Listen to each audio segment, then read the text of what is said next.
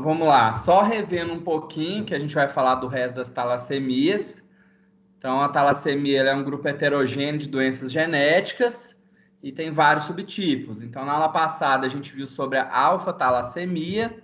Então, na alfa-talassemia, a gente tem o portador silencioso, o traço talassêmico, a doença de hemoglobina H e a hidropsia fetal. Então, isso depende da quantidade de genes alterados.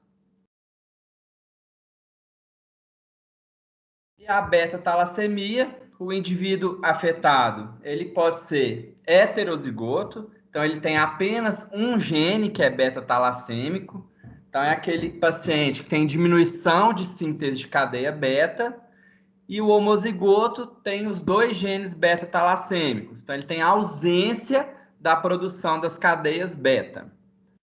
Então, é uma doença muito complexa. Por quê? Porque tem uma heterogeneidade molecular. Então, quando a gente fala de heterogeneidade molecular, a gente fala de diversos subtipos de genes beta-talassêmicos e eles vão ser relacionados diretamente aí com a gravidade da doença. Então, a gente tem três formas clínicas da beta-talassemia. Então, é a talassemia maior, que é a forma mais grave. A talassemia intermediária, que ela é sintomática, mas ela é menos grave. E a talassemia menor, em que os indivíduos são assintomáticos. Então, falando um pouquinho das fisiopatologia, então as manifestações clínicas e hematológicas são decorrentes do desequilíbrio na síntese das cadeias de globina. Então, uma menor disponibilidade das cadeias beta limita o número de moléculas completas de hemoglobina por célula. Então, dessa forma, a gente vai ter uma hemácia microcítica e hipocrômica. Então, se a gente for pensar em análise hematológica, a gente pode, às vezes, até confundir com uma anemia carencial que provoca microcitose e hipocromia. O excesso de cadeias alfas decorrente dessa diminuição da disponibilidade da beta pode precipitar no eritroblasto. E aí eles são destruídos na medula óssea. Então vamos relembrar um pouquinho que a gente não viu nessa aula. Mas o que é um eritroblasto?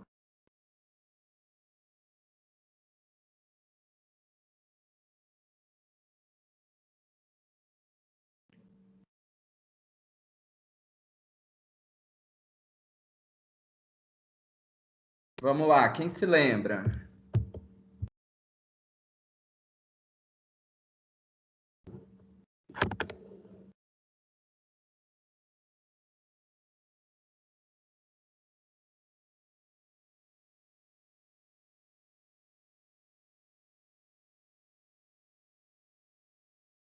Posso responder então?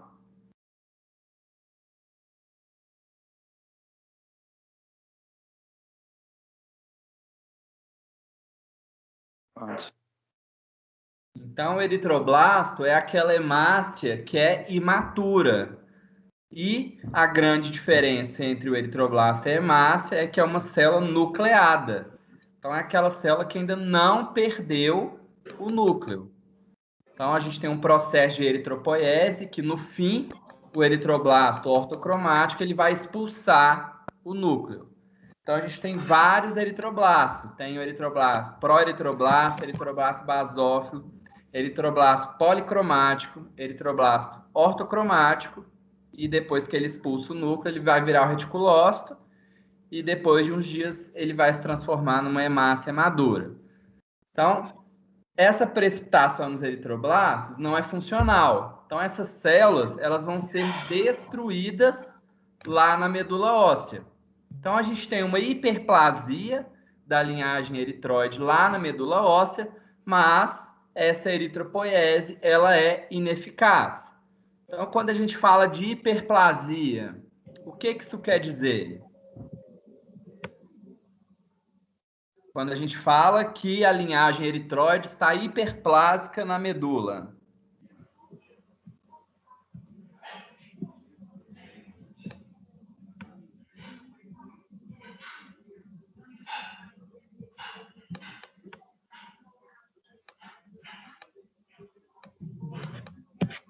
Vamos lembrar lá da patologia.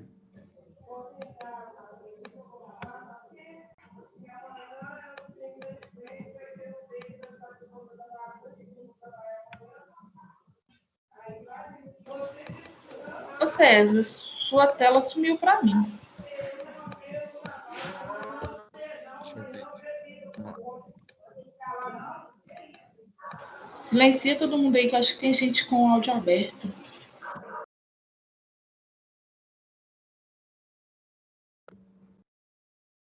Apareceu de novo?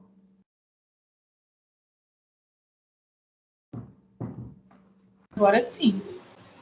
Então vamos lá. O que é uma hiperplasia, então, pessoal?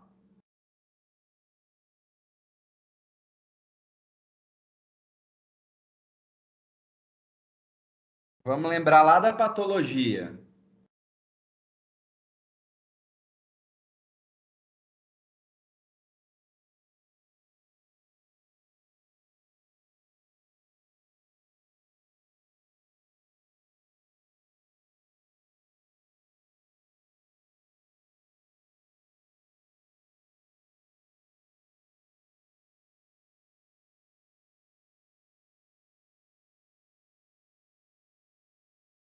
Ninguém?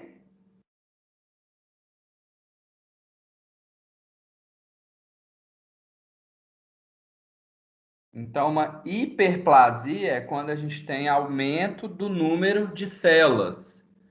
Por quê? Porque a gente tem destruição de eritroblasto na medula óssea. Então, a hemácia, ela não vai ser maturada. Então, como mecanismo compensatório, a gente aumenta a produção de eritropoetina para aumentar a produção de hemácias, porque é um estímulo natural do nosso organismo. Mas, como não é suficiente, por isso que a gente chama de eritropoese ineficaz. Mas, se é feita uma biópsia de medula óssea ou então uma punção de medula, que é o mielograma, a gente vai ver que a quantidade de células da linhagem eritroide está aumentada. Então, no sangue periférico, a gente vê as hemácias com as cadeias precipitadas, então a gente tem alteração na membrana dessas hemácias, então elas são destruídas pelo baço. Então, como a gente tem uma destruição das hemácias e, consequentemente, a gente diminui o tempo de vida útil delas, isso se trata de uma anemia hemolítica.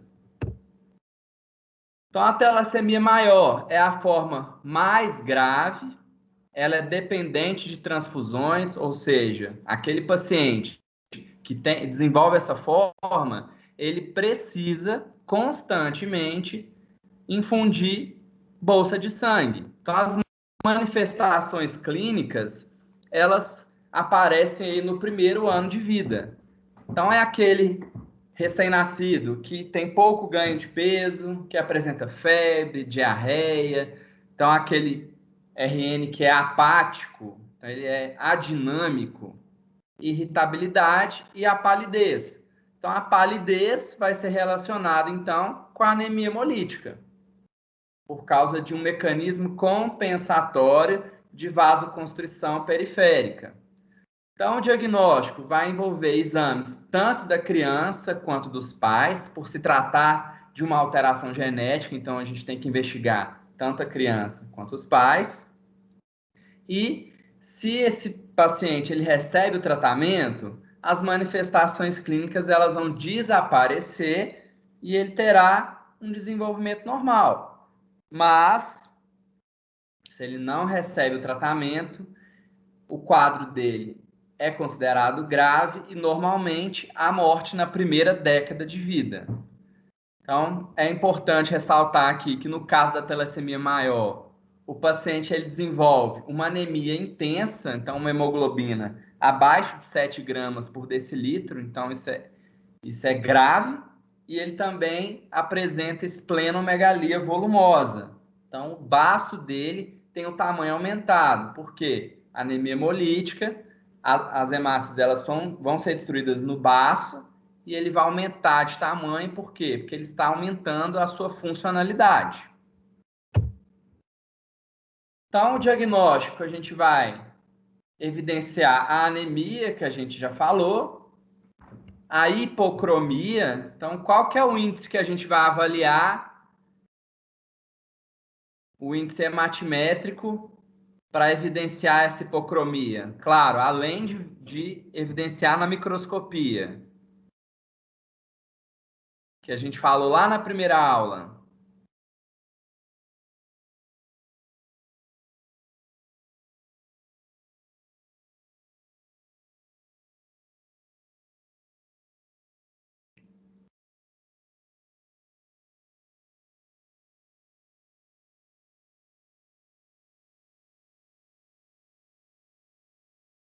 Vamos lá, pessoal.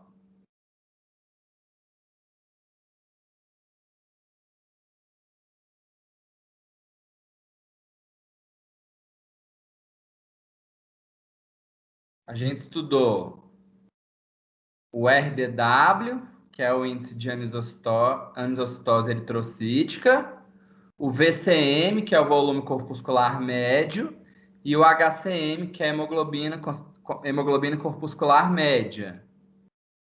Então, quando a gente fala de hipocromia, qual que é o índice que vai estar alterado?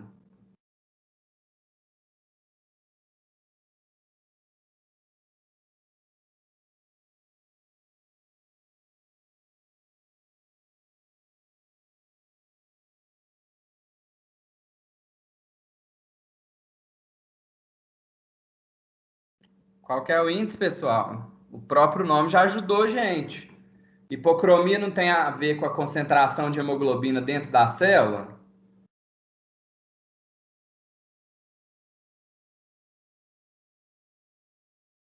Então é o VCM, o HCM ou o RDW?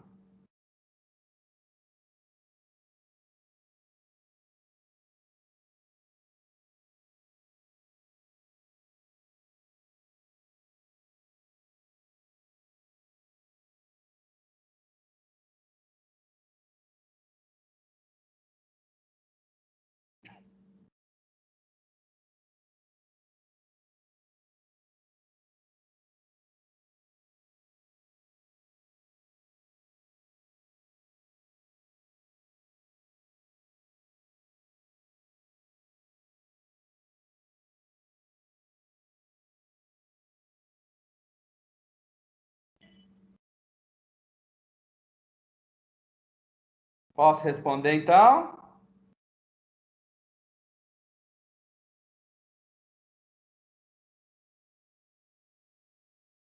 Tá todo mundo conseguindo me ouvir direito?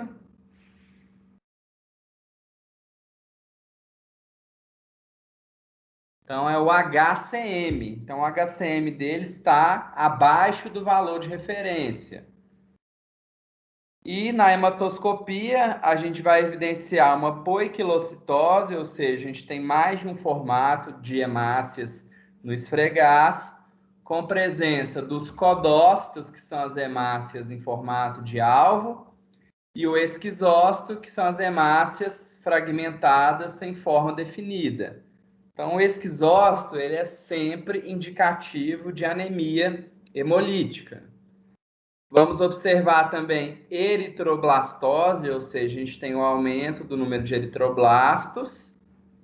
Por quê? Porque é uma anemia severa, então a gente tem um estímulo aumentado e esses eritroblastos eles saem para a corrente sanguínea. Então aqui nessa imagem a gente tem no mesmo campo 3 eritroblastos ortocromáticos.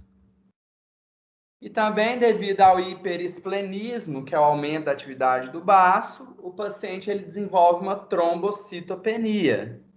Então, o que é uma trombocitopenia?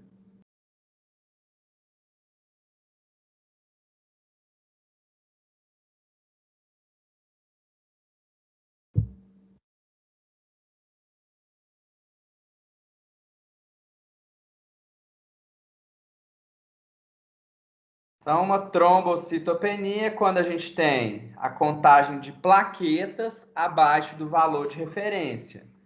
Então, é muito importante também analisar essa trombocitopenia, porque um paciente que tem queda da concentração de plaquetas, ele pode desenvolver algum sangramento resultante, né, da trombocitopenia. Então, a talassemia intermediária são os casos sintomáticos que independem de transfusões. Então, é aquele paciente que vai manter o nível de hemoglobina entre 7 e 11 espontaneamente. Então, acaba que a gente fala que esse valor dele é fisiológico. Então, ele aprende a conviver com aquele nível, mas ele é sintomático, mas não é grave. Já a talassemia menor é aquela que é heterozigótica, o paciente ele não desenvolve nenhum sintoma e o nível de hemoglobina está discretamente diminuído. Então, sempre quando a gente fala dessas apresentações discretas, o diagnóstico para o paciente às vezes é muito difícil. Então, ele tem que fazer uma investigação com o médico que é hematologista. Então, os tratamentos para beta-talassemia, transplante de medula óssea, então visa aí erradicar a doença. Então, a gente vai substituir o tecido anormal por um tecido de doador saudável, só que tem uma desvantagem, que é o risco de mortalidade e também de rejeição. Então, é um processo bem agressivo e que é feito em alguns certos casos, quando os outros tratamentos falharem. As transfusões, que buscam tratar a anemia, então o paciente ele vai receber um concentrado de hemácias mensalmente, com o intuito, então, de manter a hemoglobina acima de 10 gramas. Terapêutica quelante é feita na talassemia maior, por causa da sobrecarga de ferro. Então, o ferro ele é tóxico para o nosso organismo.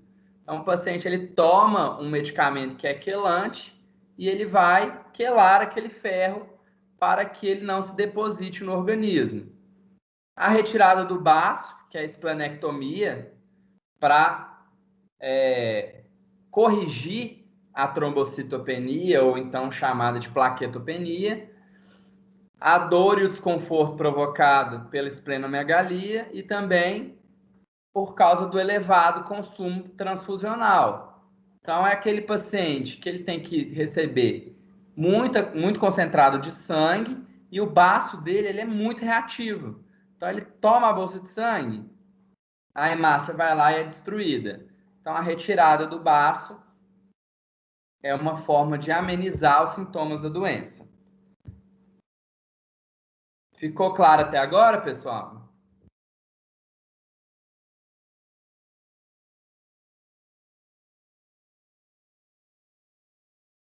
Sim. Beleza. Então, agora a gente vai falar da anemia falciforme. Então, é uma doença hereditária, então é de caráter genético, autossômica recessiva, então o paciente ele é homozigoto recessivo e a doença se dá através da alteração no gene beta da globina, provocando um defeito na estrutura da hemoglobina. Então, a gente tem uma substituição de uma base no gene. Então, onde que é adenina, a gente troca por timina nessa alteração genética. Então, na hora da transdução, a gente vai ter a troca do ácido glutâmico para a valina, na hora da tradução, na verdade. E devido a isso, a formação de uma molécula de hemoglobina anormal quando desoxigenada. Então, é aquele paciente que tem hemoglobina que a gente chama de hemoglobina S. E aí eu pergunto para vocês, a hemoglobina anormal, se ela está oxigenada, a gente tem alteração de formato? O que vocês acham?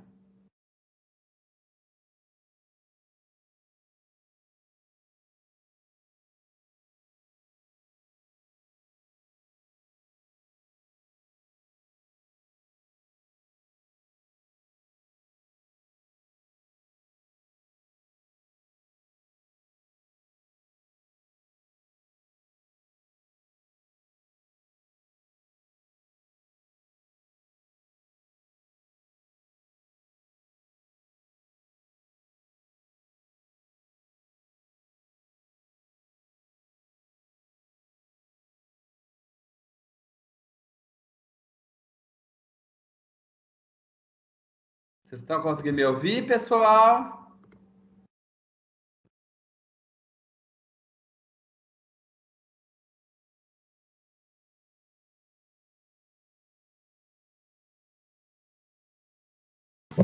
Sim.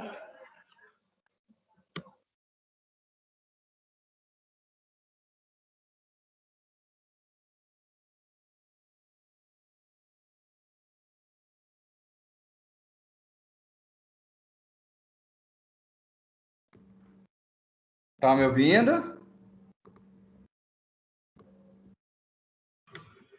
Estou sim, César. Então vamos lá. Quando a hemoglobina ela está oxigenada, ela tem alteração de formato?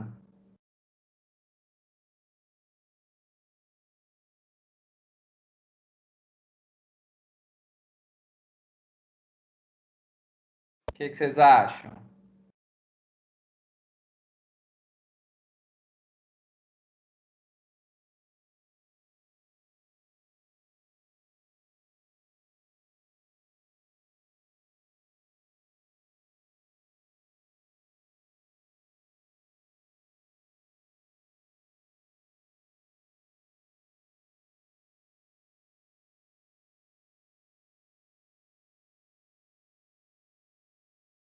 Bom, então vamos lá.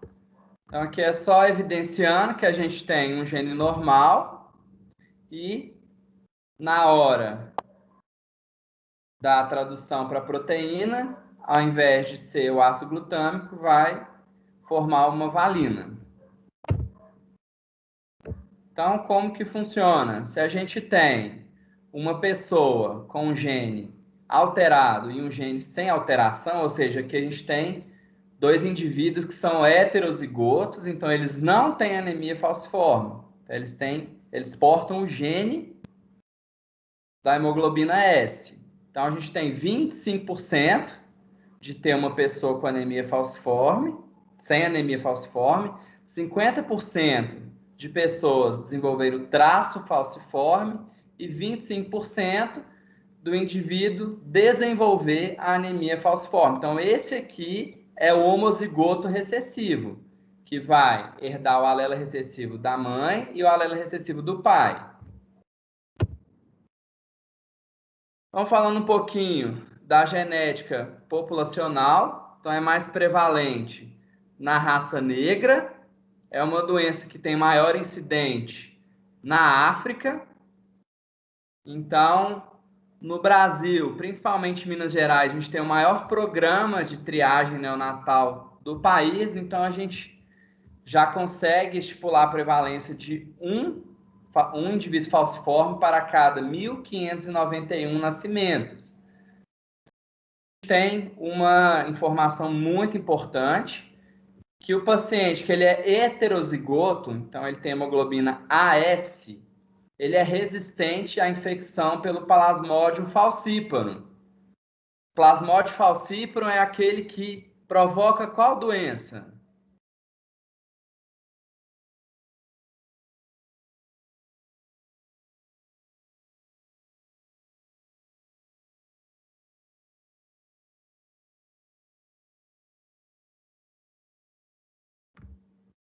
Aqui mesmo a gente vê um ciclo biológico do plasmódio, então a transmissão dele é através da picada do inseto anofelino ou anófeles de uma fêmea infectada, e ele tem um ciclo, então ele faz um ciclo hepático e depois um ciclo eritrocítico.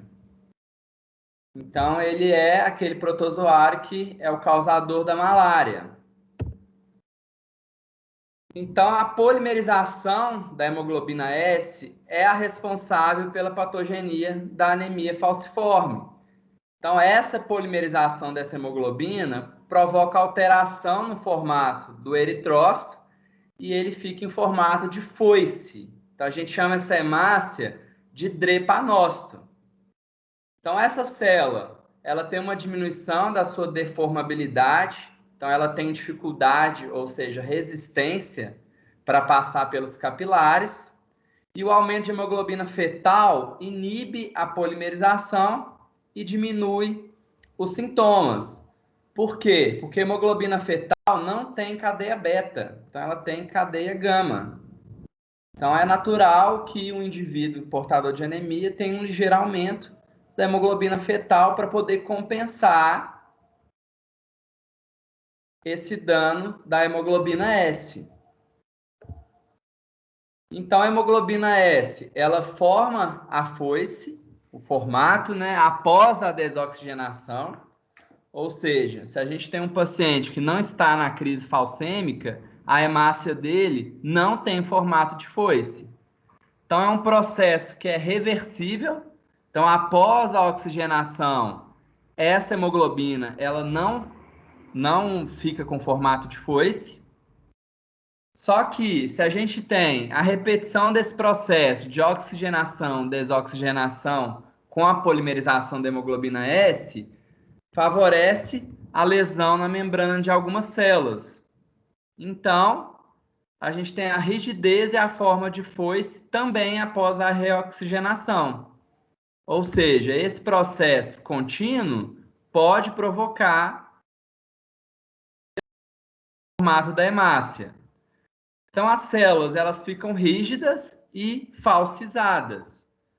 Obviamente, elas têm a vida média reduzida, então se trata de uma anemia hemolítica, porque essas células são sequestradas pelo baço, e os sintomas são decorrentes da anemia hemolítica, propriamente dita, do processo inflamatório e também da obstrução vascular. Então, a gente falou que é uma célula que não tem muita deformabilidade. Então, o fato de não ter deformabilidade provoca obstrução de vasos. Então, o processo vasoclusivo, ele geralmente ocorre na microcirculação. Então, a gente tem um fenômeno que envolve hemácias, leucócitos ativados, células endoteliais, plaquetas, proteínas do plasma. Então, a liberação da hemoglobina intravascular e a vasoclusão, que provoca a isquemia e a reperfusão, provoca a ativação de célula endotelial. Então, por si só, a gente tem um processo inflamatório do vaso, com posterior adesão de leucócitos e eritrócitos na parede do vaso, provocando o quê? A vasoclusão. Então, aqui já mostrando para a gente o fenômeno vasoclusivo e também o fenômeno inflamatório. Então, a gente tem vários fatores e no caso da anemia hemolítica, a gente tem aumento dos fatores pró-trombogênicos, que favorecem a vasoclusão. Então, a gente tem o fator tecidual, que é liberado quando a gente tem o desnudamento do endotélio, fator ativador de plaqueta, fator de von Willebrand. Então, isso tudo vai favorecer o quê? A oclusão vascular. Então, aqui a gente tem um esqueminha de uma hemoglobina normal. Então, essa hemoglobina ela vai bloquear o fluxo sanguíneo. Então, daqui para cá, não vai passar sangue. Se não passa sangue, a gente tem o quê? Um quadro de hipóxia e depois anóxia. Claro, a gente pode ter depois uma reperfusão, ou seja, esse bloqueio que se desfaz e o sangue volta a percorrer o caminho normal. Mas esse processo por si só já ativa a inflamação e potencializa o efeito. Então, os sinais e os sintomas, eles são variáveis, então depende do grau da anemia e também do grau de vasoclusão. Praticamente todos os órgãos podem ser afetados pela oclusão vascular, principalmente capilar. Então, o recém-nascido, ele não tem sintomas. Por que ele não tem sintomas? Porque ele tem predomínio de hemoglobina fetal. Hemoglobina fetal não tem cadeia beta. Então, aquele paciente que tem episódios dolorosos agudos é aquele paciente que a gente chama que está em crise falciforme ou crise falcêmica.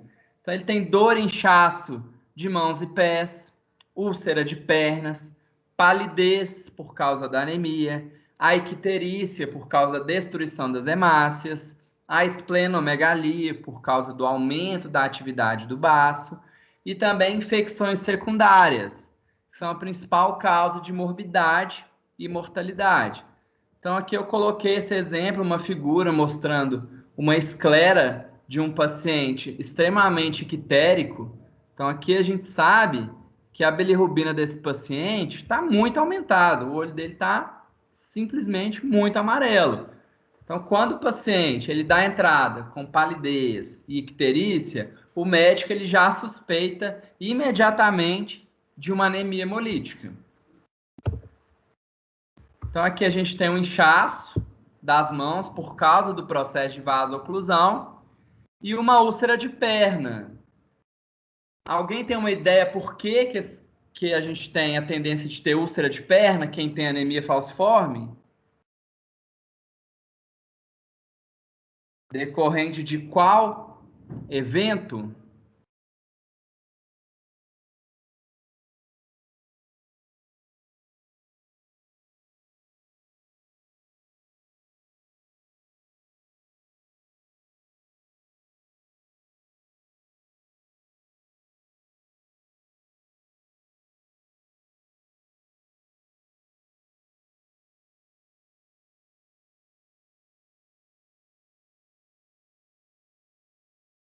Então é por causa da vasoclusão mesmo. Então a gente tem aqui, por que a gente tem uma úlcera? Porque a gente tem uma hipóxia com posterior anóxia e as células elas vão entrar em necrose. Então a gente tem uma morte celular, como é superficial, a gente chama de úlcera.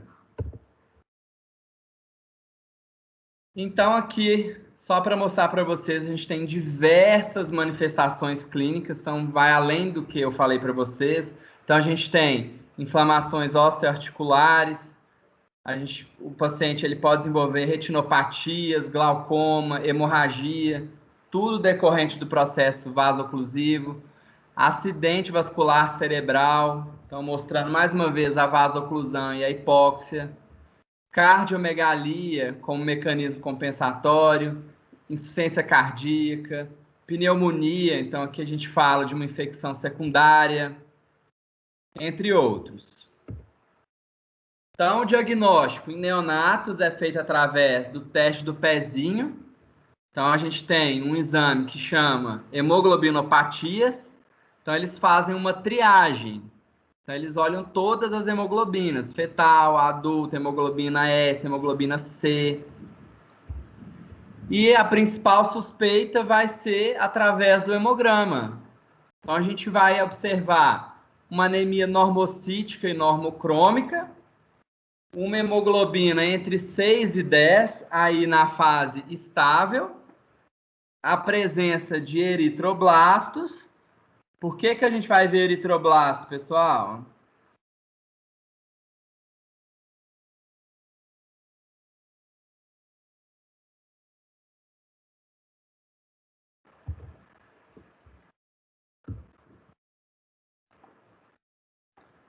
Quem pode falar pra gente?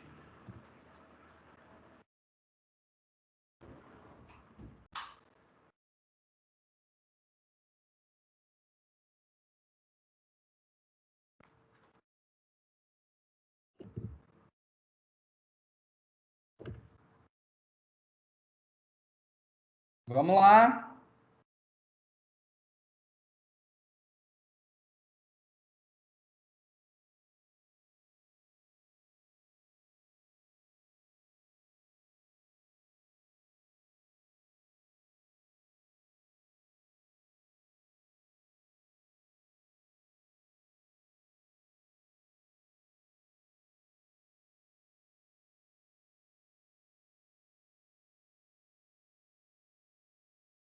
Vocês estão me ouvindo?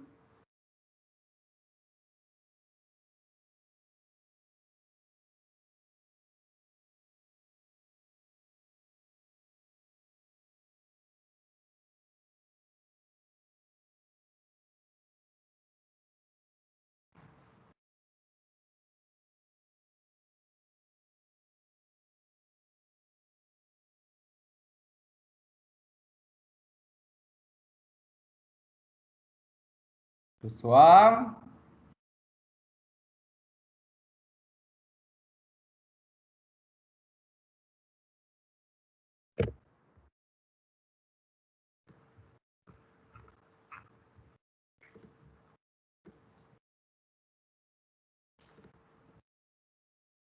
Bom, então o eritroblasto vai aparecer como um mecanismo compensatório da anemia. Como a célula renal ela vai perceber a hipóxia, ela aumenta a produção de eritropoetina, vai lá na medula óssea, a eritropoetina vai se ligar nas células tronco e nas células progenitoras da linhagem eritropoética, só que não há tempo suficiente para maturar essas células. Então, as hemácias elas vão sair imaturas. Então, a hemácia imatura é o eritroblasto. Então, no sangue periférico, a gente tem a poiquilocitose com a presença dos drepanócitos, que são as hemácias em forma de foice. E como que é a confirmação? Através da eletroforese de hemoglobina, cromatografia líquida de alta performance, que é o HPLC, entre outros. Então, a gente vai evidenciar a hemoglobina S. Ou então, através da detecção da alteração genética pela reação em cadeia da polimerase, que é o PCR. Então, aqui, nessa primeira imagem, a gente tem uma poiquilocitose com presença de drepanócitos, não somente drepanócitos, então a gente tem uns codócitos, que são as hemácias em formato de alvo, eritroblastos, mostrando que um quadro de um paciente que está em crise falcêmica. E a gente tem que falar também do reticulócito. Se o eritroblasto está aumentado, com certeza esse paciente tem uma reticulocitose. Então, quando a gente faz a dosagem de reticulócitos, a gente vê que está acima do valor de referência. Então, o valor é até 1,5%. Então, é aquele paciente que vai apresentar acima de 1,5%. Se for na crise, a gente vai ter muito reticulócito. Então, a gente vê aqui nesse campo um predomínio dessas células. Então, como que a gente faz esse teste? A gente usa um corante supravital, que é o azul de Cressil brilhante. Então, ele cora o quê? RNA. Então, o reticulócito ele tem resquícios de RNA. E esses resquícios vão ser corados. Então, a gente vê essas estruturas reticulares. Por isso o nome. Então, a eletroforese de hemoglobina, a gente vai evidenciar a hemoglobina S. Então, aqui a gente tem um indivíduo com hemoglobina SC. Então, ele é heterozigoto. Um que é hemoglobina S, aqui a gente tem um que é hemoglobina A, então ele tem os dois genes da hemoglobina A, e aqui um que é heterozigoto, então ele é o traço falcêmico, então ele tem um gene da hemoglobina A e um gene da hemoglobina S. E a HPLC é a cromatografia de alta performance, onde a gente vai evidenciar também a hemoglobina S. Lembrando que a gente tem outras hemoglobinas, hemoglobina fetal, hemoglobina A. Então, a hemoglobina A1C é a prevalente, tem hemoglobina E, hemoglobina D e hemoglobina C. Então, por se tratar de uma doença genética, ela não tem cura. Então, o objetivo terapêutico vai ser o tratamento das complicações e também os cuidados gerais da saúde.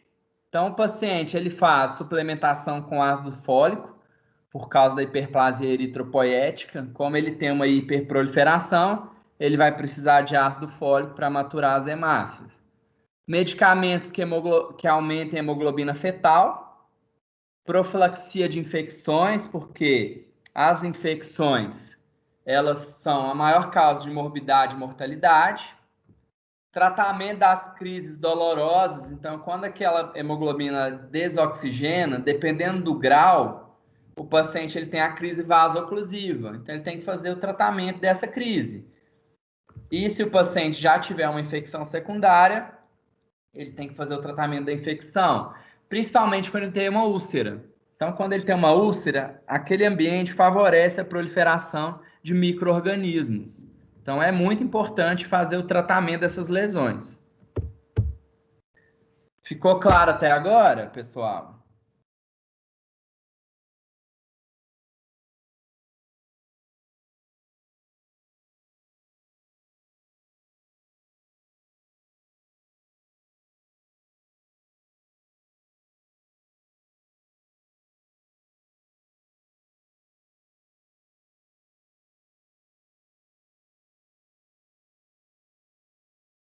Ficou claro?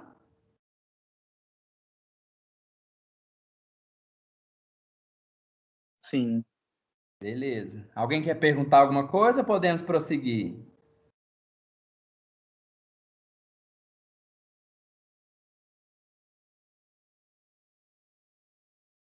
Então vamos lá. Agora a gente vai falar das anemias carenciais, começando pelo metabolismo do ferro. Então, o ferro ele é parte do grupamento M da hemoglobina. Então, o grupamento M ele é composto pelo ferro e pela protoporfirina. Ele é um metal pesado. Então, o ferro livre ele é praticamente insolúvel e bastante tóxico. Então, quando a gente falou lá na terapia de quelar o ferro, é justamente para ele não se tornar tóxico para o nosso organismo. Então, é uma substância que está sempre ligada a proteínas de transporte ou então funcionais. Então, mais de 2/3 do ferro no nosso organismo está incorporado às moléculas de hemoglobina. Então, o restante a gente tem na mioglobina, na ferritina e em forma de hemosiderina. Então, sendo assim, a hemoglobina ela é a principal forma funcional e de depósito do ferro. Então, a carência de ferro provoca uma anemia, porque faz parte do grupamento M da hemoglobina. Então, falando um pouquinho da dieta e da absorção do ferro, então a gente tem alguns alimentos ricos em ferro, como por exemplo as carnes. Então a gente tem o grupamento M ligado à mioglobina e a absorção é de forma mais rápida. Temos também vegetais, por exemplo, feijão e espinafre, como forma inorgânica em ferro 2+, e ferro 3+. Então, a absorção intestinal do ferro, ele é um processo que é extremamente regulado e varia de acordo, então, com a necessidade do ferro pelo nosso corpo. Então, quais são os fatores que vão interferir nessa absorção? A necessidade do organismo, a quantidade de ferro que já está armazenada, da hipóxia e também o ritmo da eritropoese. Então, o controle da absorção é feito pelo epitélio intestinal. Então, ele faz a regulação dos estoques. Então, primeiro, a gente vai falar a cinética toda do metabolismo. O ferro 3+, ele é reduzido em ferro 2+, por essa enzima aqui, ó, duodenal citocromo B. Então, é o citocromo duodenal do tipo B. Segundo passo, depois que ele é reduzido, ele vai ser absorvido pela membrana apical do enterócito. O enterócito é a célula da vilosidade intestinal. Então, ele vai passar através de um transportador que chama DMT1. Então, lá no citoplasma, ele vai ser armazenado na ferritina. Então, aqui a gente vai decorar essa ferritina, porque ela é um dos marcadores para avaliação laboratorial das anemias.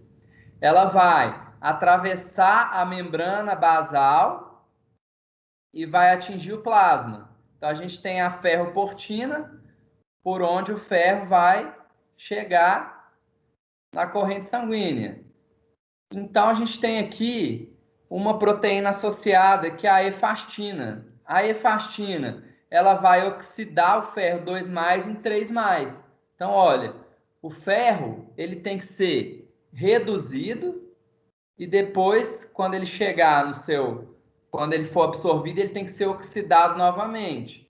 Então, depois que ele é oxidado, ele vai se ligar à transferrina. Então, a transferrina, ela recebe o ferro dos enterócitos dos depósitos e libera o ferro para os depósitos, para os eritroblastos e para o músculo na síntese de mioglobina.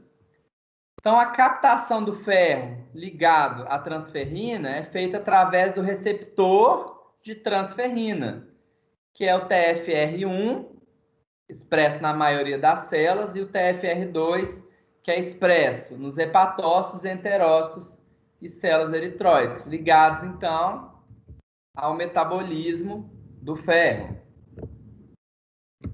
Então, depois que ele se liga à transferrina, ele vai ser endocitado. Então, ele vai ser endocitado lá no eritroblasto. Então, depois que ele é endocitado, ele vai ser incorporado à protoporfirina. Então, aqui a gente tem o ferro ligado à transferrina.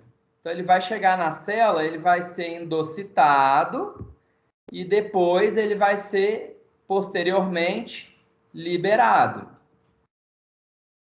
Então, ele vai lá no eritroblasto, ele vai ajudar a formar o grupamento M, e lá nas células eritroides ele vai ficar retido na forma de estoque, como hemosiderina e como ferritina.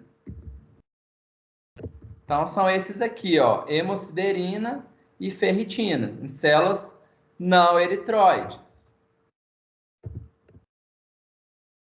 Então, vamos começar agora a falar um pouquinho da anemia ferropriva. Então, é o distúrbio de ferro mais frequente em adultos. Então, a deficiência de ferro, ela provoca é decorrente, né, de um desequilíbrio entre a ingestão, a absorção, demanda aumentada ou perda crônica. Então, são vários mecanismos que levam à anemia ferropriva. Então, é mais frequente em recém-nascidos, crianças, adolescentes, mulheres em idade fértil, gestantes e lactantes. Por quê? Por causa do aumento da necessidade do ferro, mais a ingestão diária abaixo do recomendado. Então, a gente fala que a anemia ferropriva ela tem um caráter que é multifatorial. Então, aqui a gente tem vários casos, como baixa ingestão. Então, como, por exemplo, excesso de cereais, amido, ferro de baixa disponibilidade dietética. No caso de aumento de demanda, crescimento na infância e na adolescência. Causas desconhecidas, então, representam cerca de 15% dos casos. Causas no trato gastrointestinal, neoplasias, gastrites, porque a gente vai ver que vai alterar na absorção. Trato respiratório através da epistaxe, hemosiderose pulmonar, hemorragia alveolar, porque a gente está perdendo ferro. Cirurgias e traumas, grandes malformações vasculares, doação de sangue, hemodiálise, entre outros. Então, são inúmeros fatores que levam à anemia ferropriva, tanto por suprimento inadequado, quanto por aumento da perda.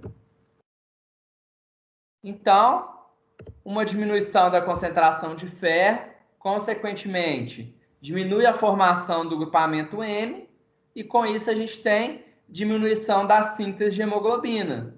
Logo, o paciente desenvolve um quadro de anemia do tipo carencial ferropriva.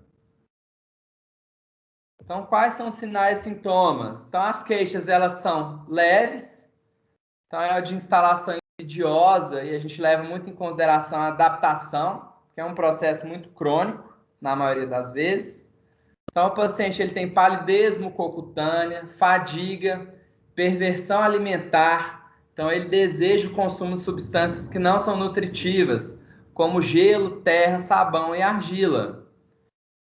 É um paciente que também tem redução da capacidade funcional de vários sistemas orgânicos, tem alteração do desenvolvimento motor e cognitivo, aqui a gente está falando das crianças, alteração de aprendizado nos adultos e prematuridade e baixo peso para a gestante.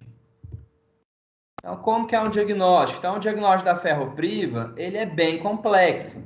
Então, no hemograma, a gente vai ver que a gente não tem nenhum achado que seja muito característico, é mais indicativo. Então, o paciente ele apresenta hipocromia, então ele tem o HCM diminuído, microcitose, ele tem o VCM diminuído, aumento do índice de anisostose eritrocítica, que é o RDW, o reticulócito está diminuído. Quando a gente falou lá da anemia hemolítica, o reticulócito estava aumentado. Por que que aqui a gente tem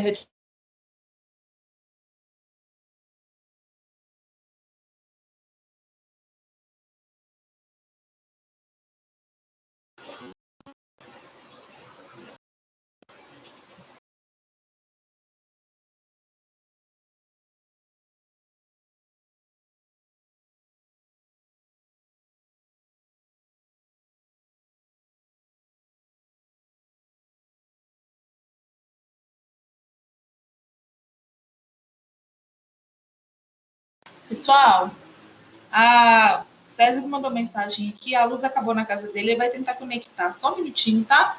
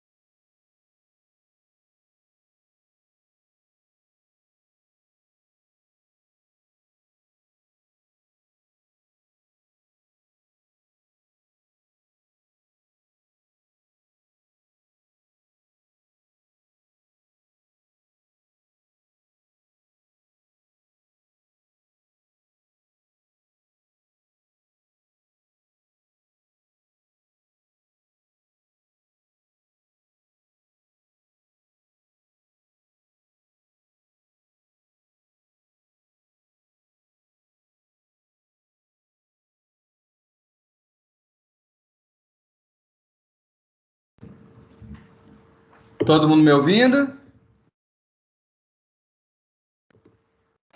Sim. Sim. Bom, então vamos lá.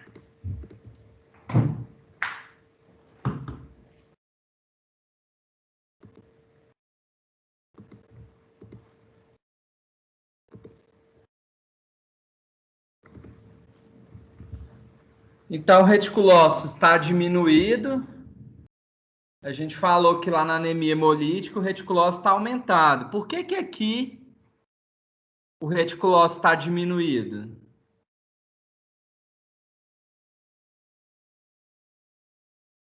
O que que vocês acham?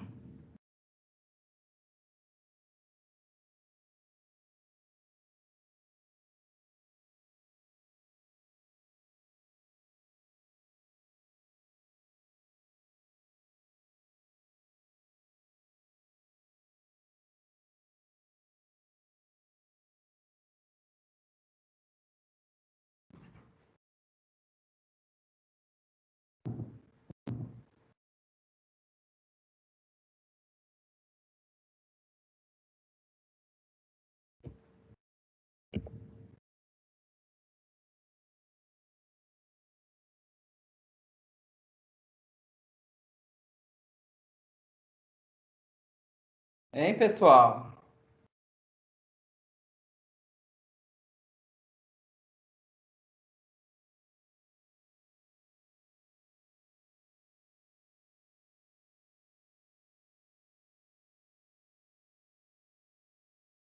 Então é porque aqui não é por aumento na destruição, aqui é por diminuição da produção. Então, se a gente não tem grupamento M, a gente não vai formar hemácia.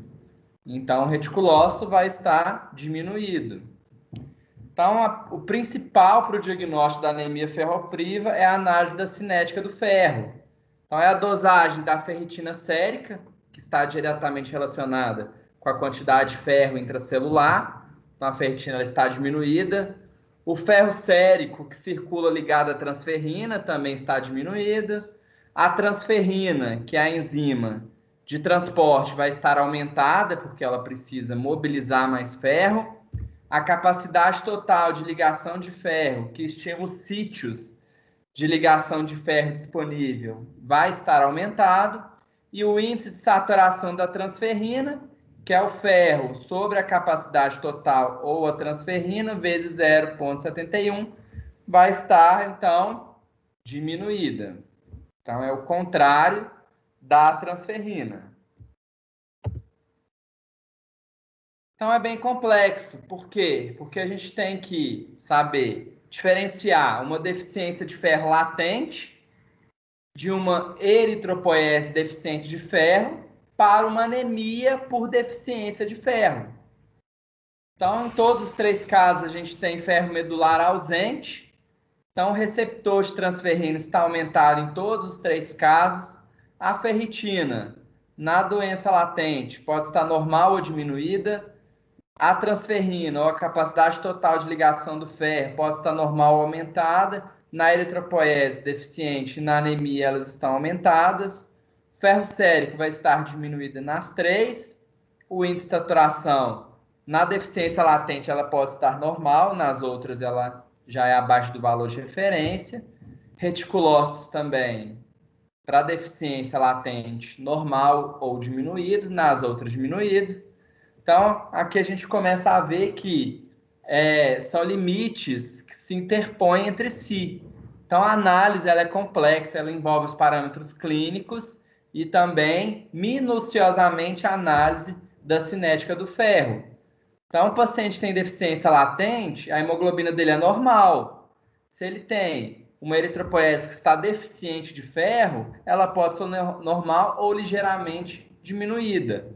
Já numa anemia, a gente vai ter sempre a concentração de hemoglobina diminuída.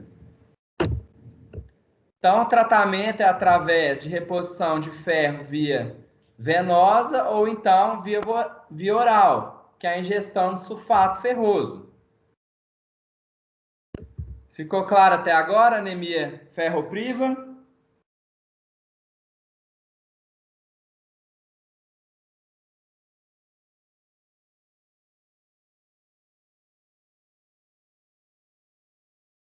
Ficou claro?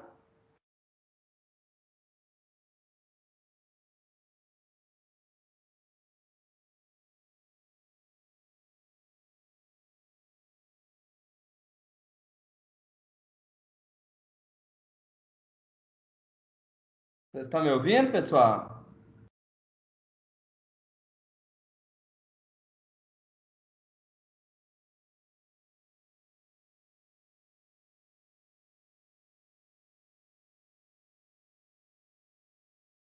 Eu tô. Beleza, então vamos lá. Então, a próxima é a anemia megaloblástica, que é uma anemia resultante da carência da vitamina D, B12 ou do folato. Então, a gente tem uma redução seletiva na síntese de DNA. Então, essa redução da síntese provoca alteração nas células.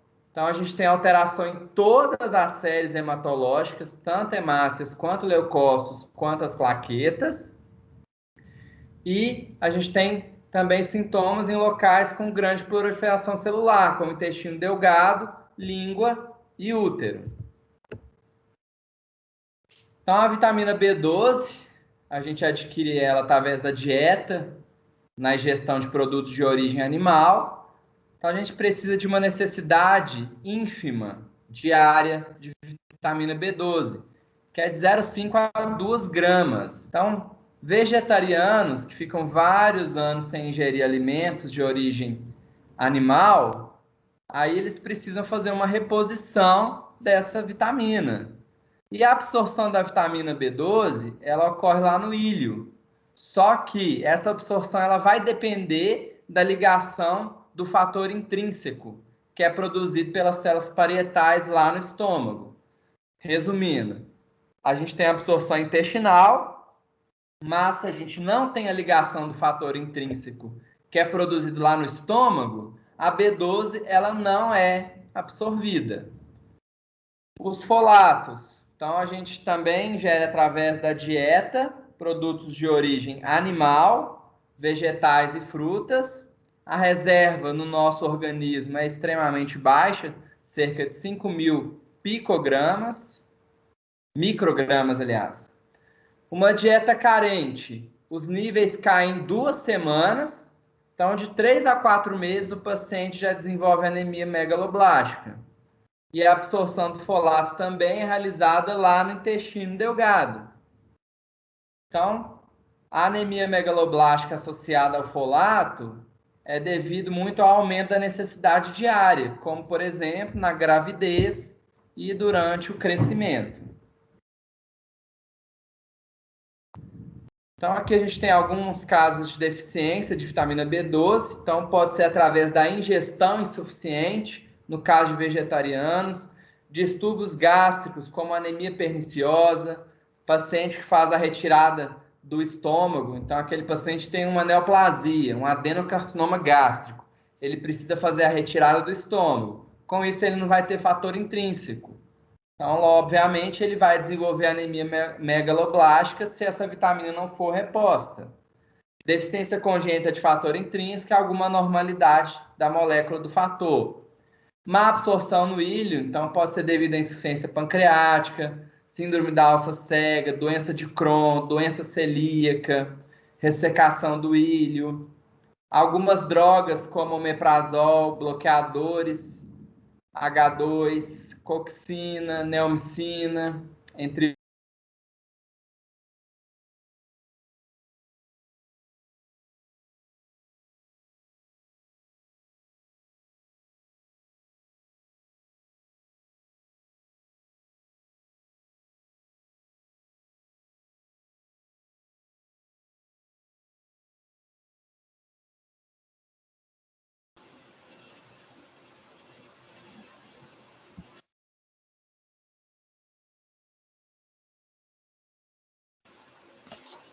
Pessoal, a luz na casa do César acabou de novo. Vou esperar um pouquinho.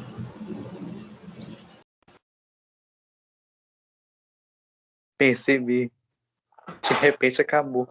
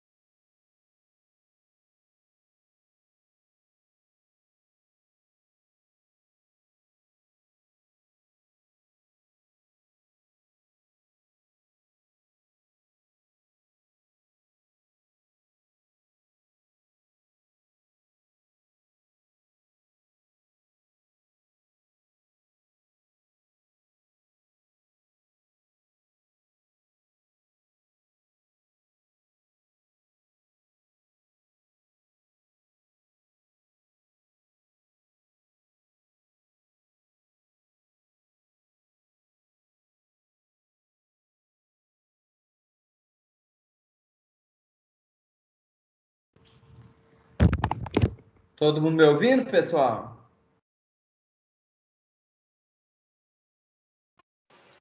Sim. Eu conectei uma internet 3G aqui. Se por acaso começar a picar, vocês me avisem, tá? Beleza.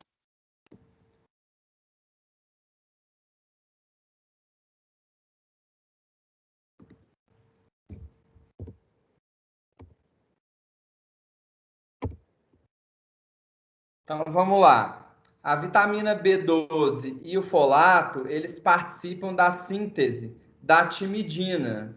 Então a timidina, ela é um dos nucleotídeos que compõem o DNA.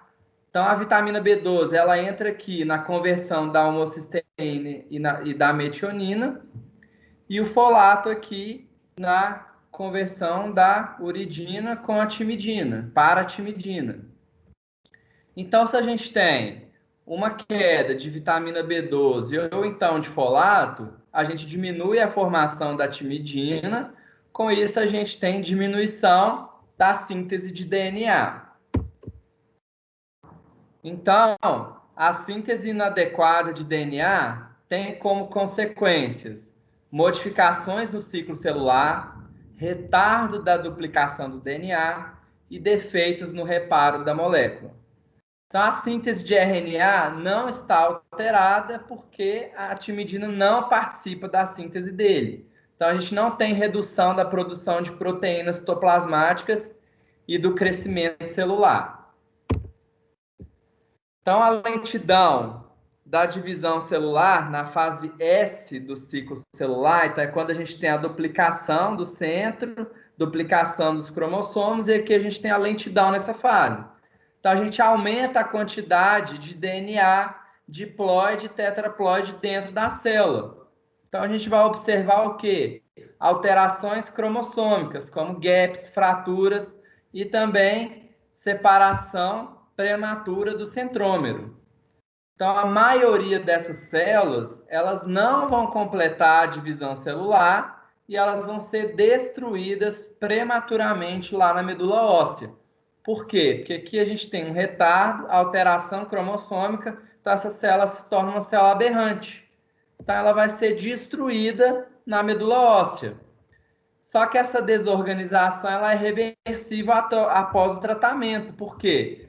Porque se a gente dá vitamina B12 e folato para o paciente, o ciclo da síntese de DNA volta a ocorrer normalmente. Então, a gente não tem lentidão da fase S.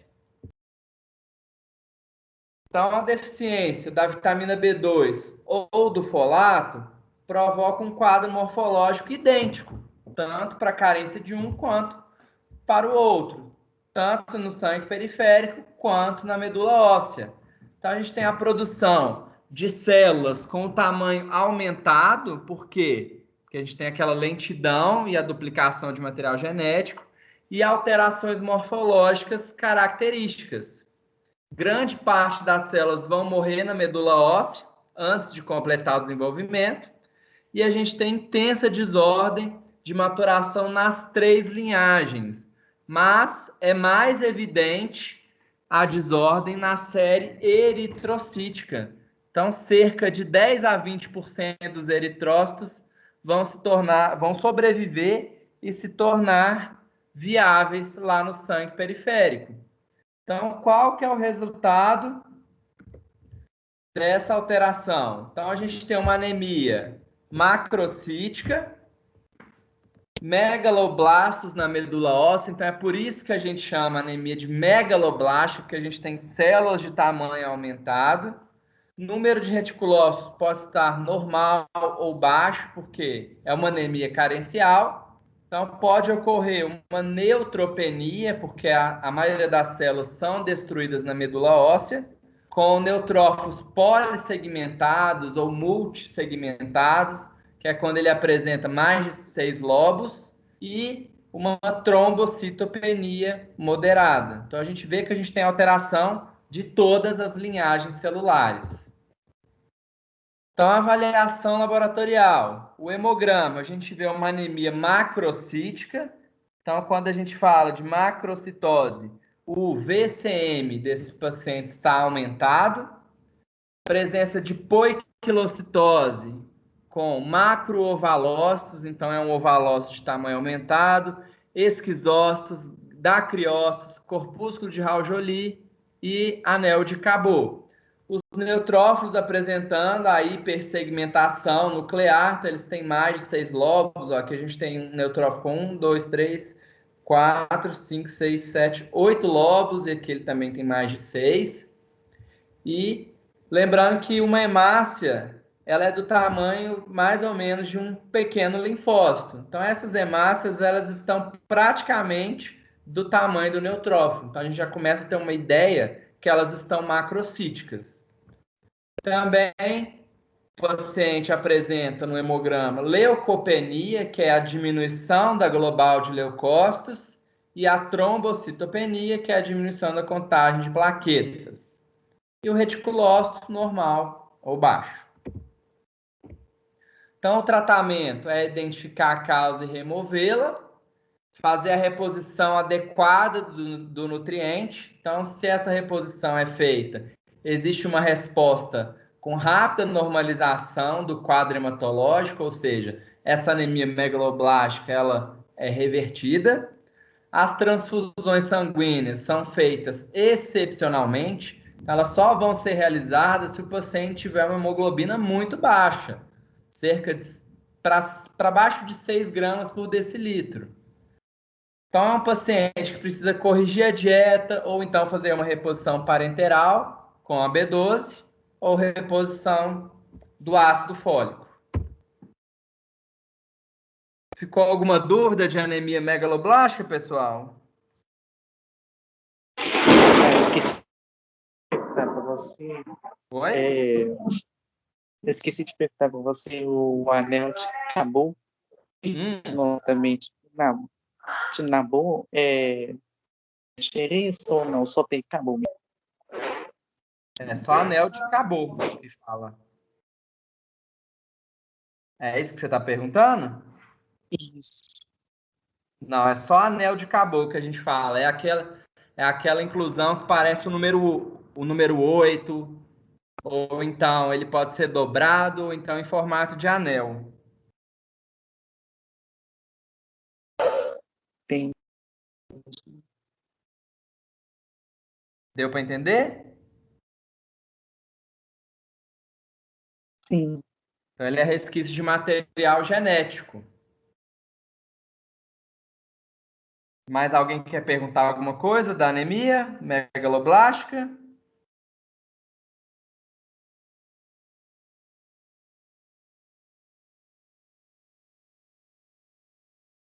Então, vamos lá.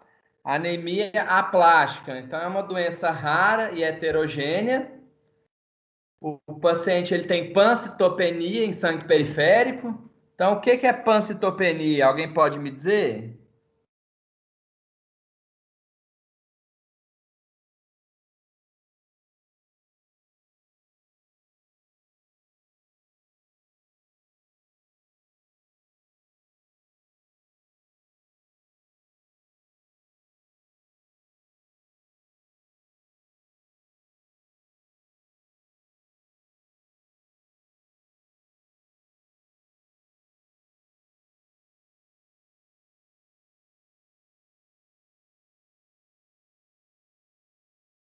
Ninguém?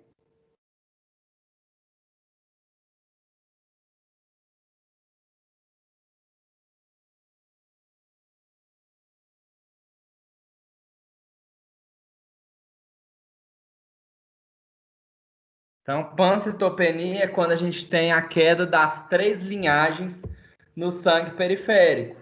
Então, na anemia megaloblástica, a gente tem leucopenia, trombocitopenia e anemia. Então, aqui a gente também tem um quadro de pancitopenia. No caso da anemia aplástica, isso também acontece. A medula óssea ela está hipoplásica, então ela tem menos quantidade de células e não tem infiltração por célula neoplásica ou por tecido conjuntivo fibroso. Então, a biópsia da medula, ela mostra essa hipoplasia com uma substituição por tecido gorduroso, poucos linfócitos, plasmócitos e fibroblastos. Então, quais são as causas? Exposições a drogas, agentes químicos, radiação e uma variedade de doenças. Então, a gente pode citar aí radiação ionizante, agentes químicos como benzeno, antibióticos, doenças congênitas como a síndrome de Down. Então, aqui a gente tem uma histopatologia, então aqui a gente tem uma biópsia de medula óssea, onde a gente vê aqui, claro, em menor aumento, tecido adiposo e as células hematopoéticas de uma medula normal. Na esquerda, a gente vê que essas células hematopoéticas não estão nesse tecido. Então, isso aqui que a gente chama de hipoplasia medular. Então, a gente praticamente não acha célula hematopoética na medula óssea. Isso reflete aonde? No sangue. Então, como que é a fisiopatologia Então, é uma lesão intrínseca da célula progenitora hematopoética. Então, são várias causas, na verdade. Participação imune no desencadeamento e manutenção da pancitopenia. Então, acredite-se que trata-se de um caso de autoimunidade. Perturbações do microambiente da medula óssea. Então, na medula óssea, a gente não tem que pensar somente nas células progenitoras. Então, a gente tem as células residentes, como os macrófagos, os linfócitos, a gente tem o tecido conjuntivo. Então, qualquer perturbação em um tecido pode provocar alguma alteração. Mutação no gene da telomerase e encurtamento dos telômeros. Então, aqui já é um caso congênita. Então, a gente tem ativação e proliferação de linfócito T, reconhecimento das células-tronco como alvo, mostrando o caráter da autoimunidade nesse caso, e a morte das células-tronco, mantendo, então, esse quadro aplásico. Então, aqui a gente está mostrando a participação da autoimunidade. Então, manifestações clínicas, pancitopenia. Então, o paciente ele tem trombocitopenia, desenvolve manifestações hemorrágicas, como petequias, que são hemorragias pontiformes, sangramento gengival, epistaxe, que é o sangramento no nariz, metrorragia nas mulheres. Pode desenvolver sangramentos volumosos, como, por exemplo, lá no sistema nervoso central, no pulmão. Então, isso é uma causa importante de óbito por anemia plástica. Diminuição de leucócitos. Então, quando a gente tem uma leucopenia, a gente tem um favorecimento de instalação de infecções. Mais comum, infecções bacterianas. E a diminuição de eritrócitos, que desenvolve, então, a anemia propriamente dita. Então, aqui é só um exemplinho mostrando a medula óssea. Então, a gente não tem produção de plaqueta, não tem produção de glóbulos vermelhos e não tem produção de glóbulos brancos por causa dessa destruição. Então, aqui eu trouxe 2 casos clínicos. Vamos para o intervalo e aí 9 horas a gente volta e discute os 2 casos clínicos. Pode ser?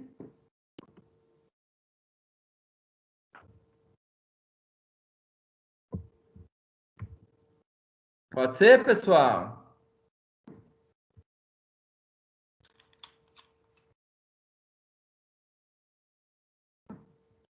Sim. Então, até 9 horas para vocês.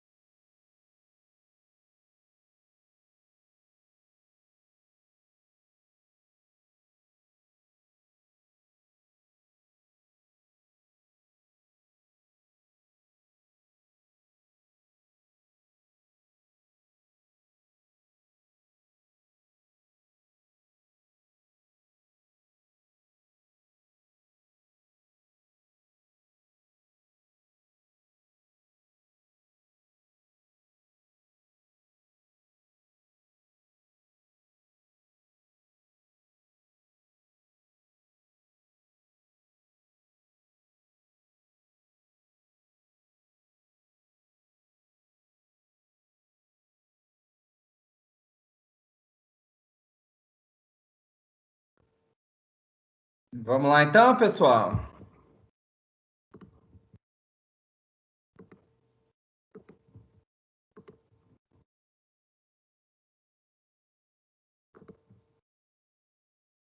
Todo mundo me ouvindo?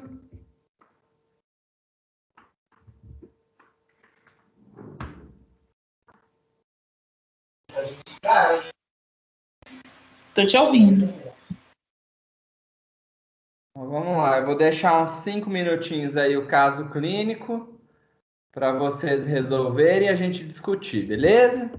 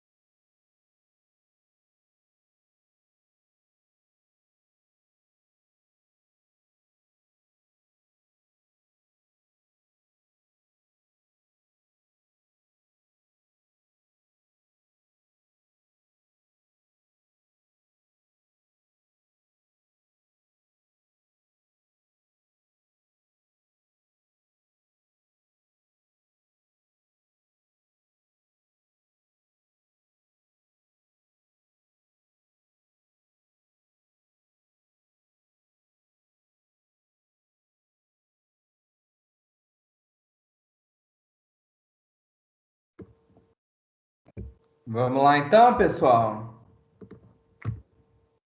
Alguém conseguiu responder alguma das perguntas?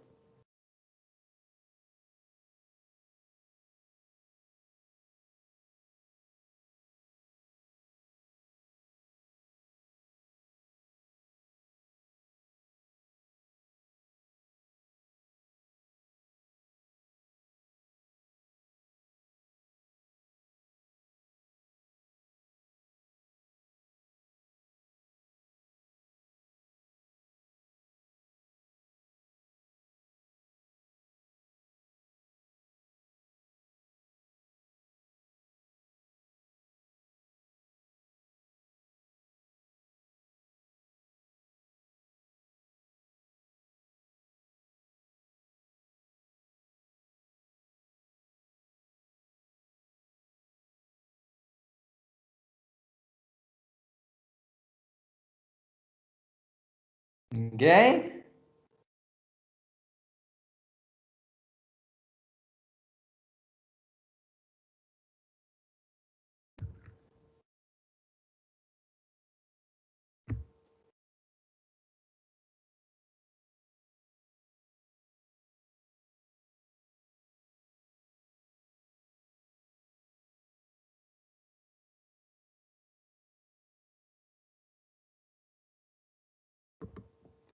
Então, pessoal, eu vou colocar esses dois casos clínicos, como são mais complexos, para vocês resolverem em casa e depois me mandarem. Pode ser?